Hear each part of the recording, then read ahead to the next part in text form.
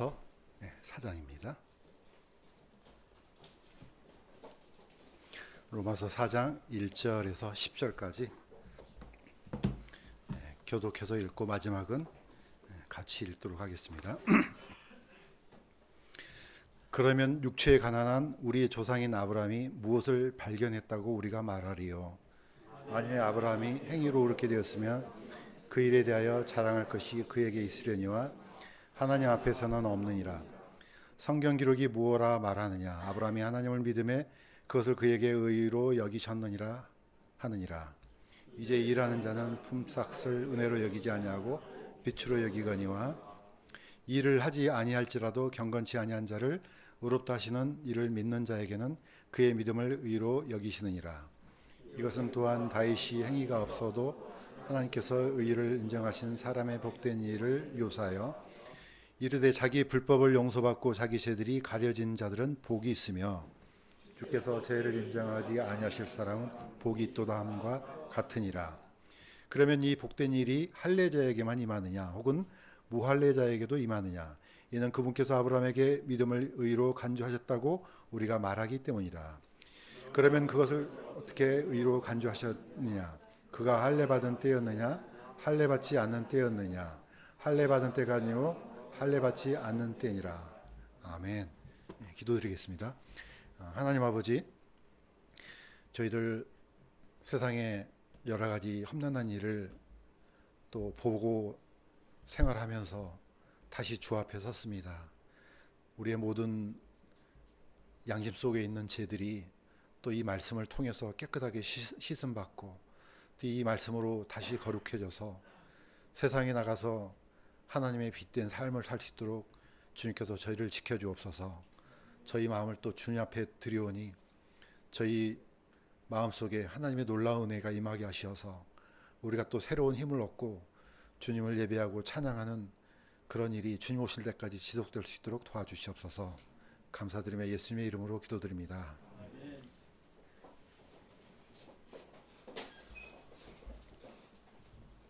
오늘 아침에 오전에 성경 공부 시간을 좀 우리가 가졌었는데 약간은 그런 또 의견이 있었습니다. 제가 계속 쭉 하다 보니까 질문을 하지 않다 보니까 전혀 이 신경을 안 쓴다는 의견이 있어서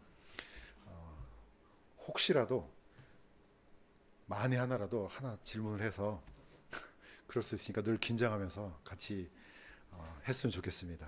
다음 시간에는 아마 아브라함 이후까지 가지 않을까 생각이 듭니다. 이제 인물 편이니까 좀 빨리 갈 것 같습니다. 자, 그런데 오늘 공교롭게도 인물이 또 아브라함이 또 나옵니다. 그래서 어쩔 수 없이 반복할 수밖에 없는 것 같습니다.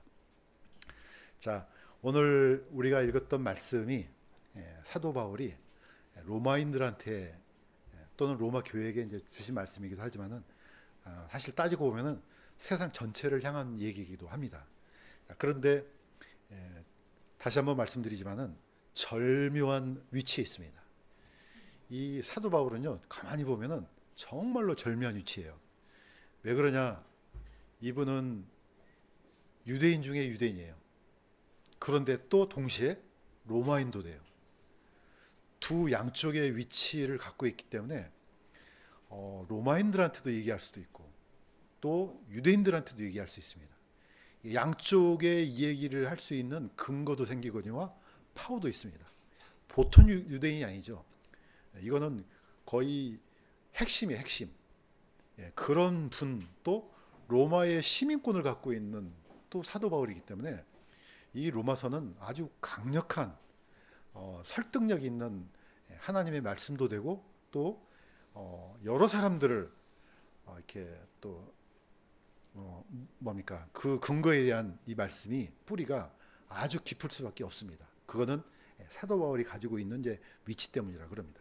그래서 양편을 우리가 이해해야지 이 로마서를 진짜로 이해할 수 있다고 저는 생각돼요. 왜냐하면 그 전에는 그냥 단순히 그냥 로마서 하나의 말씀 이렇게만 생각했는데 왜 하나님께서 사도 바울을 통해서 이 엄청난 이 기록을 말씀을 기록하게 하셨을까?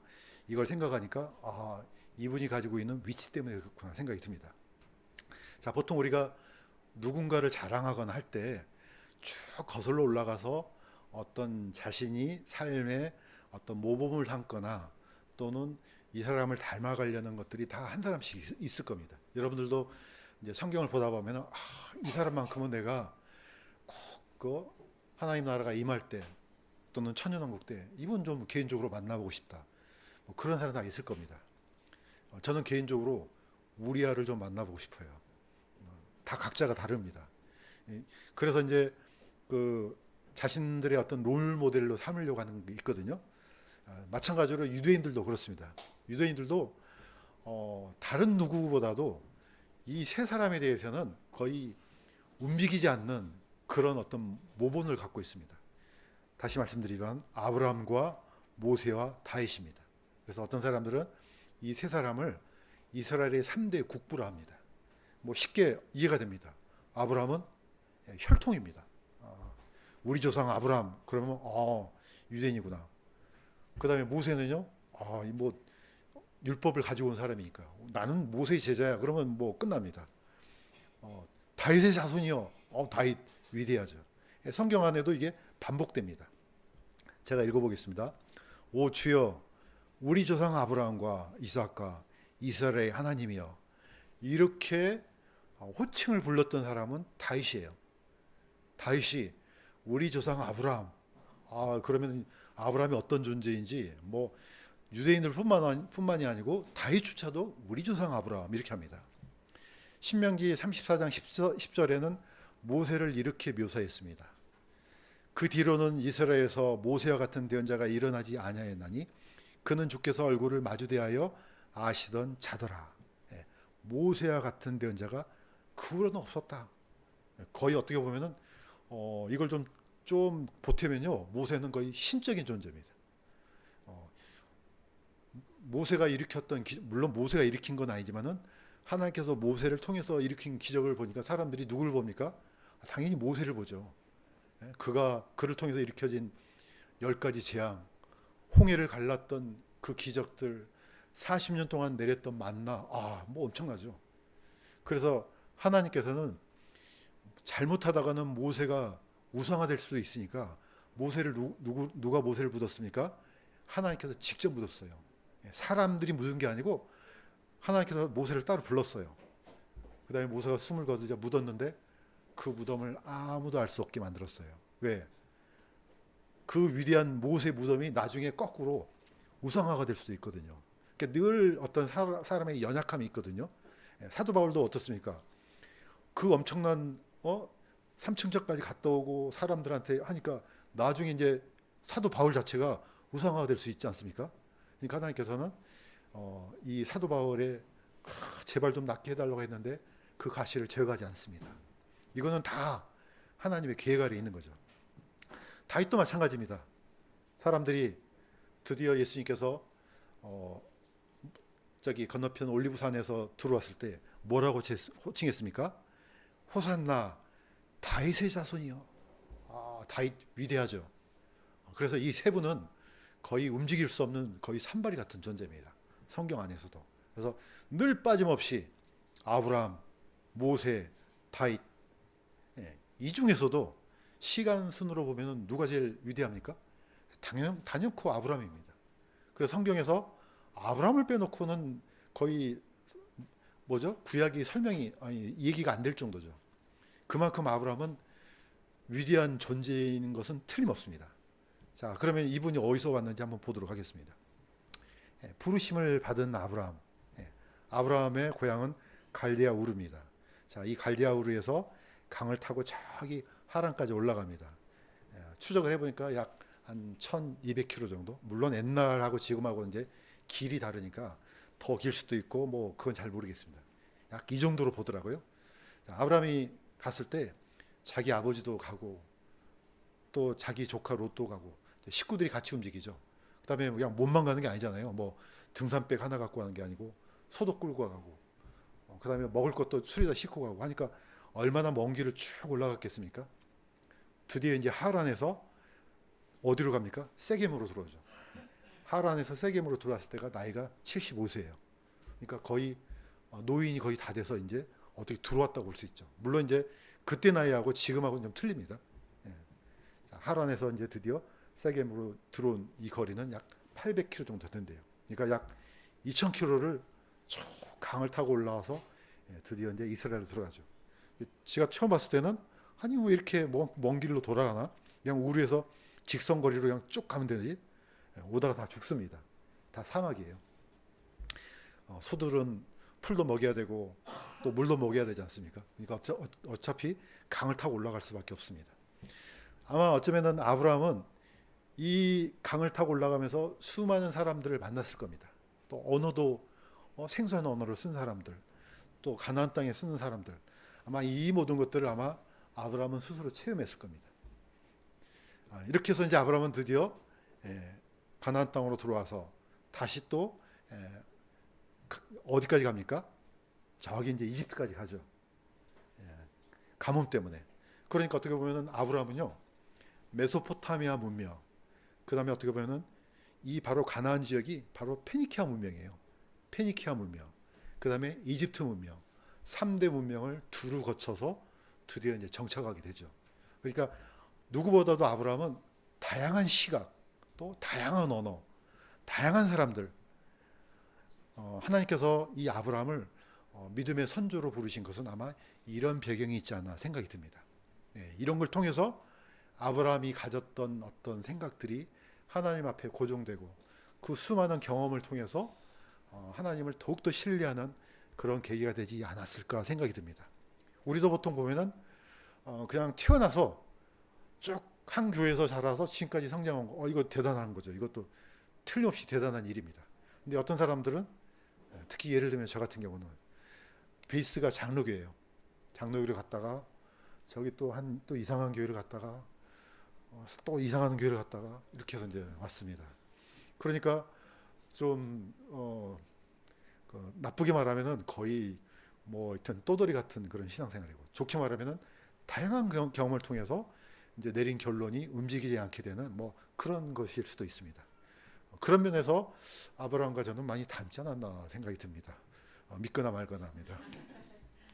자, 이 위대한 존재를 다시 한번 보겠습니다. 신약 성경에도 아브라함이 또 나옵니다. 구약에도 나오지만요, 신약에도 또 나와요. 누가복음 16장에 있습니다. 이거 다시 한번 읽어보겠습니다. 시작. 아버지 아브라함이여 내게 긍휼을 베푸사 나사로를 보내어 그의 손가락 끝에 물을 찍어 내 혀를 서늘하게 하도록 하소서. 내가 이 불꽃 가운데서 고통을 받나이다. 여기 아브라함이 등장합니다. 이때 아브라함은 어디에 있었습니까? 죽은 이후에 아브라함의 품에 있어요.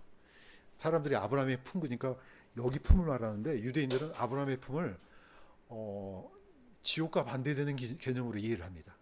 이때 이제 누가 있었습니까? 나사로가 있었죠. 반대편에 부자가 있었습니다. 누군지도 몰라요.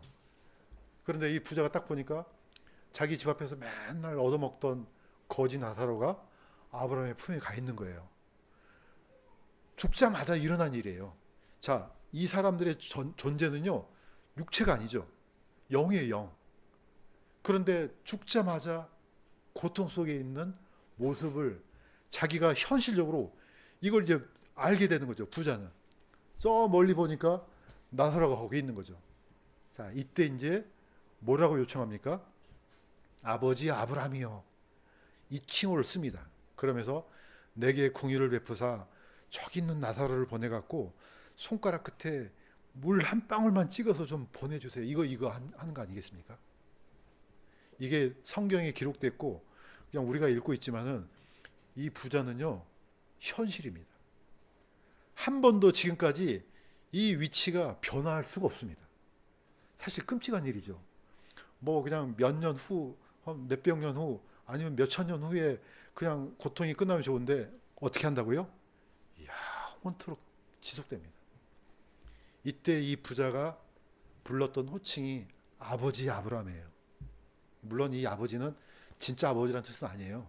존귀함, 뭐랄까 높여 부르는 그런 호칭이기도 합니다. 그 다음에 또 히브리어 자체가 아버지, 할아버지 이런 물론 지금은 있지만은 성경 안에는 딱 한마디밖에 없어요. 아부야, 아부. 아버지 그러면 그냥 존귀하신 아버지 또는 친밀한 아버지. 그러니까 단어가 하나밖에 없기 때문에 조상 아브라함이 이렇게도 통합니다. 아브라함은 죽어서도 위대한 존재입니다.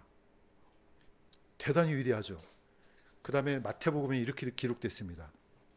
예수님께서 이렇게 말씀하셨어요. 동서로부터 많은 사람이 와서 아브라함과 이삭과 야곱과 함께 하늘의 왕국에 앉으려니와. 이때도 아브라함이 나옵니다.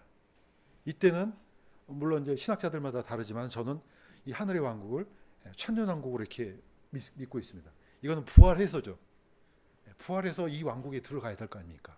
우리도 같이 이 왕국에 통치를 해야 되기 때문에. 그러니까 아브라함은 구약뿐만 아니고 죽어서도 부활해서도 위대한 존재입니다. 이거는 어느 누구도 부인할 수 없습니다. 그렇기 때문에 사도 바울이 누구를 가지고 옵니까? 이 아브라함을 끌고 와요. 누구한테 내어놓습니까? 로마인들과 히브리인들, 유대인들 사이에다가 이 아브라함을 세워요. 이분이 이래 그러면 어떻게 해요? 말 못하겠죠. 아니 이분이 이래. 이분이 이런 존재야. 유대인들이 자랑이 있습니다. 할례입니다. 대단하죠. 하나님께서 모세를 통해서 명령하신 것이 아니고 이거는 아브라함을 통해서 주셨어요. 할례를. 자, 창세기 17장 12절을 같이 한번 읽어보겠습니다. 시작. 너희 대대로 모든 산에는 여드레가 되면은 너희 가운데서 할례를 받을지니라. 하나님께서 아브라함을 통해서 자, 태어난 지 며칠째예요? 8일째. 8일째 할례를 명하십니다. 자, 우리 이제 왜 8일일까 많이 생각하죠. 물리적으로는 저도 몰랐는데 아주 오래전에 듣기만 했었는데 우리 이제 유영상 선생님이 그 얘기를 하더라고요. 8일째가 사람들이 어떤 상처가 났을 때 가장 빨리 아물 수 있는 그런 상태래요. 그러니까 물리적으로도 이 8일째 할례를 해야지 가장 빨리 아문대요. 또 영적으로는요, 8은 칠진법 쓴다 그랬죠. 하나님께서는. 하나님은 칠진법 쓰는데 8은 7을 다시 돌아가는 거죠. 첫 번째라는 뜻이에요. 8 속에 처음이라는 의미가 들어있습니다. 그래서 유대인들은 아기 이름을 부를 때 우리는 보통 태어나기 전에 지어서 부르고 하잖아요. 절대로 그렇지 않습니다. 언제 부르냐? 8일째 할례를 한 다음에 누구누구야 이렇게 부릅니다. 미리 알고 있지만은 발성을 언제 하느냐? 8일째 합니다. 침례 요한도 8일째 요한이라고 부르죠. 예수님도 똑같습니다. 그러니까 8의 의미가 엄청나게 중요하죠. 자, 이 명령을 아브라함이 받았습니다. 그런데 아브라함이 어렸을 때 받은 게 아니고 언제 받았습니까? 99세에 받습니다. 창세기 17장 24절 25절 이렇게 되어 있습니다. 아브라함은 99세에 자기 포피의 살에 할례를 받았고 그의 아들 이스마엘은 13세에 자기 포피의 살에 할례를 받았더라. 살펴보니까 유대인들은 할례를 행하는 납비가 따로 있습니다. 이거 우리나라에서 했으면 이거 어떻게 합니까? 큰일 나죠. 아마 의료법에도 걸리지 않을까 생각이 돼요. 집에서 하면. 옛날에는 집에서도 애교도 낳고 그랬거든요. 요즘에는 그렇게 하면 안 된대요. 다 병원 가서 낳아야 된대요. 뭐 어쩔 수 없이 뭐 낳는 경우는 뭐 상관없겠지만. 자, 유대인들은 전문 이 랍비가 있어서 사내가 태어났다 그러면 8일째에 사람들이 보는 앞에서 이 할례를 줍니다. 그러면 애가 어떻게 되겠어요? 거의 죽어라 울겠죠. 얼마나 아프겠어요. 그런데 이 고통을 겪고 나서야 이제 뭔지 모르겠지만은 더 강하게 성장한다고 합니다. 그러니까 유대인들은 중요한 게 뭡니까? 이 할례의 명령을 받은 아브라함이 위대하다는 겁니다. 우리가 그 명령을 따라서 지금 할례를 받고 있는데 이거는 하나님께서 이 민족을 선택했어. 차별이 뭘로 차별이 됩니까? 이방인과 유대인들의 차이는 물론 혈통적으로도 차이가 있지만은 할례가 중요합니다. 그래서 할례 받지 않는 민족 그러면 이건 굉장히 모욕적인 얘기예요. 한마디로 말해서 개 같은 민족 이거도 똑같습니다. 할례 받았어? 그러면 유대인이네. 안 받았어? 사람 아니야. 이 정도입니다. 그러니까 이 할례에 대한 어떻게 보면 자부심이 어마어마하겠죠. 사도 바울은 이걸 끄집어옵니다. 사도 바울이 결론을 이렇게 냅니다. 자, 같이 한번 읽어보도록 하겠습니다. 시작. 아브라함이 행위로 의롭게 되었으면은 그 일에 대하여 자랑할 것이 그에게 있으려니와 하나님 앞에서는 없느니라. 사도 바울은 아까 얘기했던 것처럼 유대인 중에 유대인이죠. 히브리인 중에 히브리인이죠. 가말리엘의 문화상이에요. 이분이 한번 뭐 한마디 하면은 다른 사람 다 입을 막아야 돼요. 이런 존재가 결론을 내립니다. 뭐라고?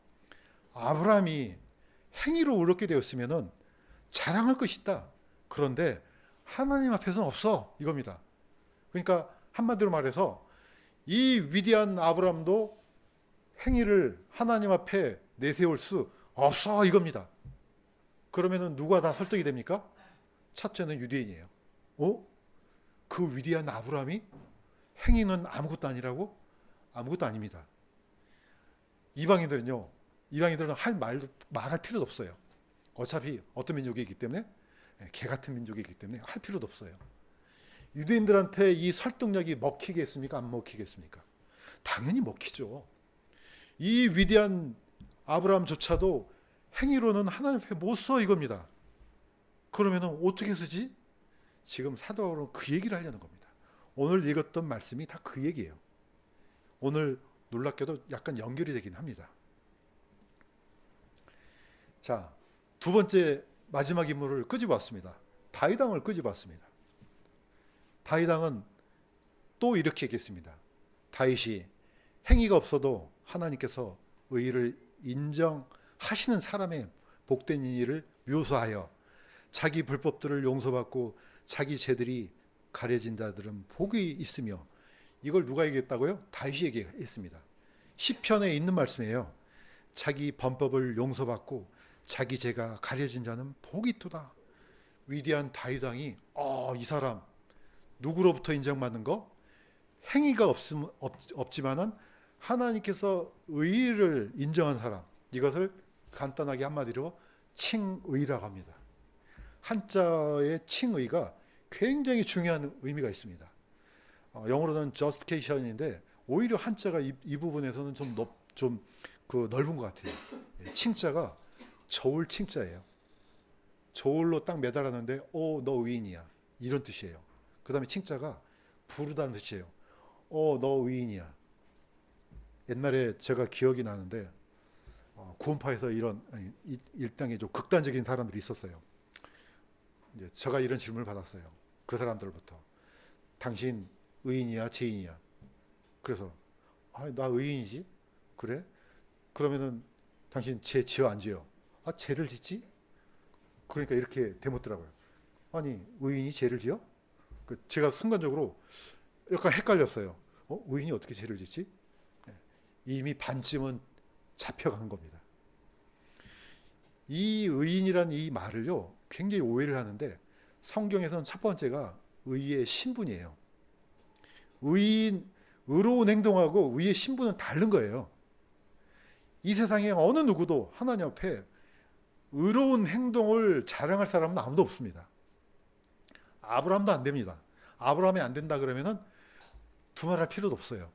아무도 안 돼요. 그런데 의의 신분은요, 다른 거예요.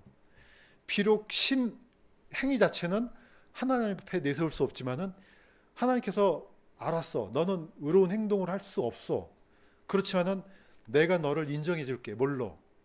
의의 신분자로. 이걸 뭐라고 한다고요? 칭의, justification. 이렇게 법적으로 도장을 꽝 찍어주는 것을 의인이라고 한다는 겁니다. 이것을 사도란다. 다윗왕도 똑같이 얘기한 겁니다. 행위가 없어. 내세울 것도 없어. 그렇지만은 하나님께서 그래, 내가 너를 의인으로 칭해 줄게. 이게 법적인 문제인 겁니다. 그래서 모든 그리스도인들은 뭘 얻었습니까? 의의 신분을 얻은 존재입니다. 이거 얻은 사람은요, 정말로 복된 사람이에요. 이거는 세상에 어느 누구도 해줄 수가 없어요. 누구만 해줍니까? 창조주 하나님만 선언할 수 있습니다. 왜냐? 그분이 만들었고 그분이 심판자였기 때문에, 또 그분께서 여는 법정만 유일한 법정입니다. 그렇기 때문에 이거는 엄청난 복입니다.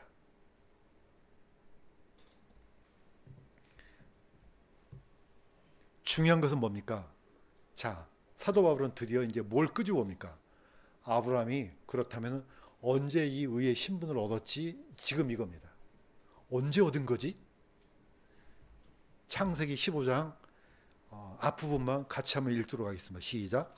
이제 하늘을 쳐다보고 별들을 셀 수 있거든 세어보라. 네 씨가 그와 같으리라 하시니라. 아브라함이 주를 믿으니 그분께서 그것을 그에게 의로 여기시고. 창세기 15장에는 너무 놀라운 말씀이 있습니다. 아마 이 말씀은 헤브론에서 했을 가능성이 큽니다. 세겜을 지나서 드디어 이제 헤브론으로 왔을 때 하나님께서 아브라함을 불러서 자, 하늘 좀 바라봐. 그러니까 당연히 밤이겠죠. 밤에 우리 가끔 시골에 살면 그냥 거의 하늘에서 쏟아질 듯한 별이 있거든요. 서울에서는 그런 모습을 볼 수가 없어서 이걸 좀 말하기가 좀 힘들어요. 별을 세어볼 수 있거든 세어봐 그러면 몇 개밖에 안 돼요. 시골에서 있으면은 셀 수가 없어요. 그 오래기 전이니까 얼마나 많겠습니까? 당연히 못 세죠. 하나님께서 너의 후손이 너의 씨가 이와 같아. 그러니까 아브라함이 하나님을 믿었습니다. 이때는 이삭도 없고 아무것도 없었습니다. 후손 없어요. 하나님은 그의 믿음을 어떻게 해요? 그의 의로 여겼다고 이렇게 합니다. 갈라디아에서는 이걸 한 번 더 얘기를 합니다. 자, 이것도 같이 한번 읽어보겠습니다. 시작. 아브라함이 하나님을 믿음에 그것을 그에게 의로 여기셨느니라. 그런즉 너희는 믿음에 속한 아브라함의 자손인지를 알지어다. 갈라디아 교회가 있는 갈라디아 지방은 이방인들이에요. 그런데 바로 너희도 아브라함의 자손인 줄을 알지어다 선언해 줍니다. 유대인들이 아니에요. 아브라함과 똑같이 믿음으로 되었느냐? 그러면 너도 아브라함의 자손이야. 이겁니다. 이방인들이 이 소리를 들으면 경악할 일이에요. 아니, 이방인이 아니고 유대인들이. 아니, 뭐라고요? 아니, 저런 개만 또 못한 애들이 아브라함의 자손이라고요? 아마 경기를 일으킬 내용이에요, 이게요. 유대인들이 자랑했던 아브라함의 의는 이 시점이 중요합니다. 언제요? 할례 전에. 지금 우리가 읽었던 그 본문에 있는 말씀이 아브라함이 언제 이렇게 됐냐 이거예요. 할례 전이냐 이후냐? 할례 전이었다. 그러면 할례의 자랑이 무슨 소용이 있겠습니까? 아무 소용도 없습니다.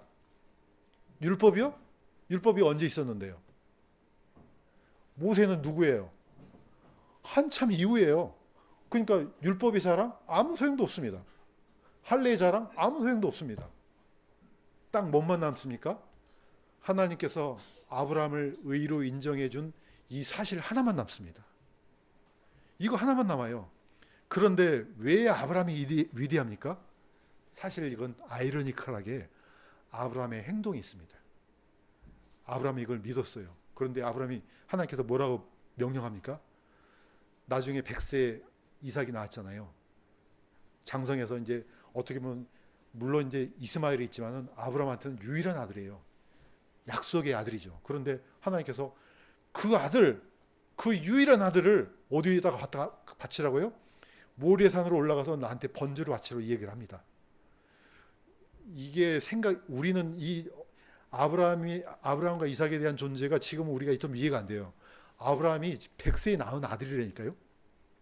그러면 아브라함한테 이삭은 어떤 존재입니까? 모든 것이에요. 그의 모든 것이에요. 그 모든 것을 갖다 번제로 바치라 그러지 않습니까?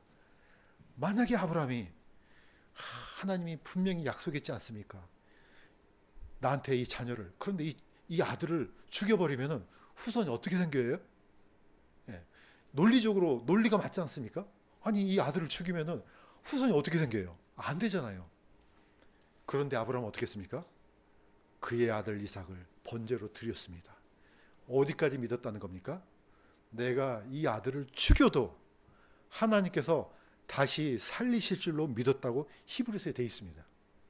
이게 진짜 믿음이라는 겁니다. 그래서 아브라함은 위대한 존재입니다. 살아있을 때, 죽어있을 때, 천연왕국에서나 아마 영원토록 아브라함은 이러한 존재로 분명히 남아있을 줄로 저는 믿습니다. 자, 한 가지 더 보겠습니다. 이제 마무리하겠습니다. 아브라함은 놀랍게도 고향이 어디입니까?